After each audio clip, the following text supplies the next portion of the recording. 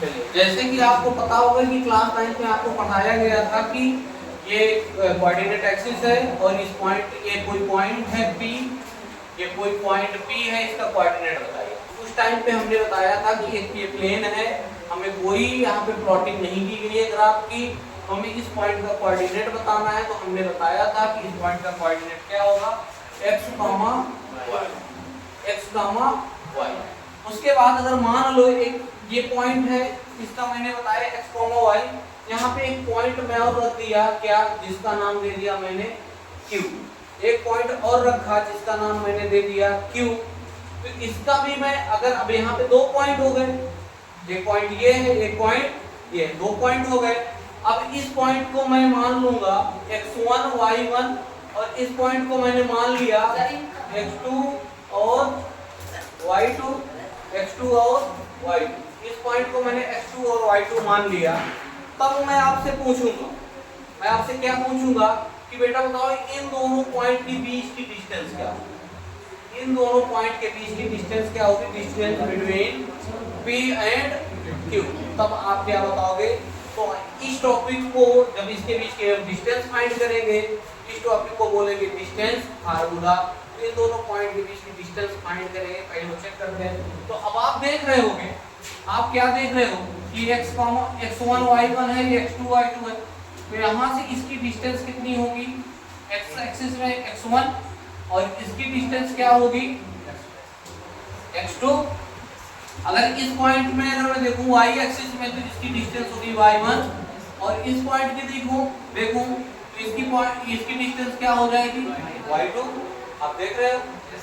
अब देखो, अगर मैं ये पॉइंट इसको यहाँ से ज्वाइन कर दिया और इसको यहाँ से ज्वाइन कर दिया, तो आप देख रहे हो ये क्या हो गए, एक राइट ट्रायंगल बन जाएगा। क्या बन जाएगा, राइट ट्रायंगल। और इस ट्रायंगल का नाम मैंने दे दिया PQR। क्या नाम दे दिया, PQR। तब आप समझो, अब ये देखो PQ क्या है, यहाँ पे PQ क्या है, हाइपोटेनियस। PQ आपकी हाइपोटेनियस है। अब हाइपोटेनियस हमें फाइंड आउट करना होगा, तो हम क्या अप्लाई करेंगे, पाइथागोरियन थ्योरम। पाइथागोरियन थ्योरम जो कि आप जानते हो, पाइथागोरियन थ्योरम को क्या जानते हो, हाइपोटेनियस का square equal to perpendicular square plus basis square, ये आप जानते हो।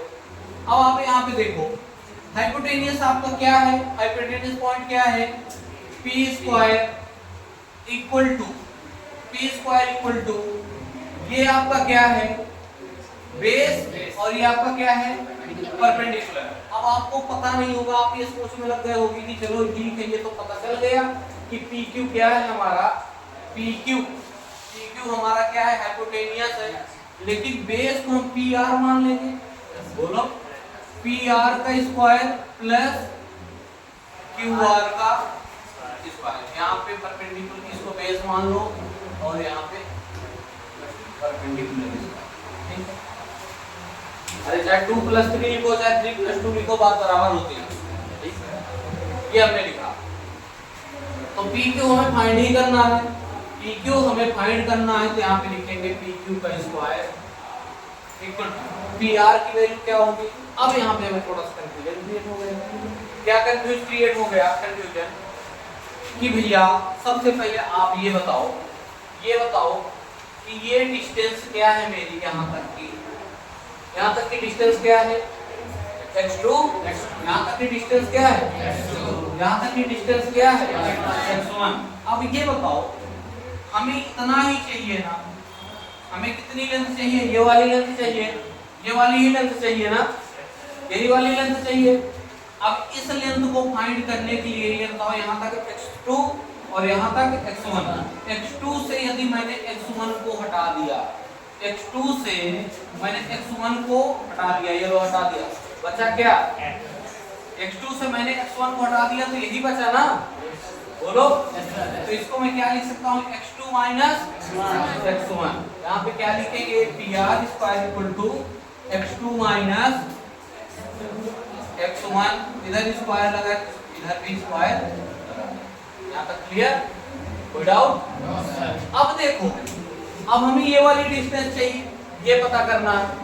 जब इसको पता करना है, तो आप देख रहे होगे कि ये डिस्टेंस क्या है, ये इतनी डिस्टेंस, हमें इतनी ही पता करना है। तो अब देखो अगर मैं y2 से y1 को हटा दिया तो यही बचा, ये डिस्टेंस बची, y2 से y1 वाला डिस्टेंस हटा दिया तो बचा यही। इसको हम क्या लिख सकते हैं, y2 माइनस y1। तो इसको लिखेंगे प्लस, लिखा है प्लस y2 माइनस y1 का। ओके, अब देखो यहाँ पे स्क्वायर लगा है, स्क्वायर रूट इसका स्क्वायर हटाएंगे तो इसका क्या लग जाएगा, हो जाएगा स्क्वायर रूट।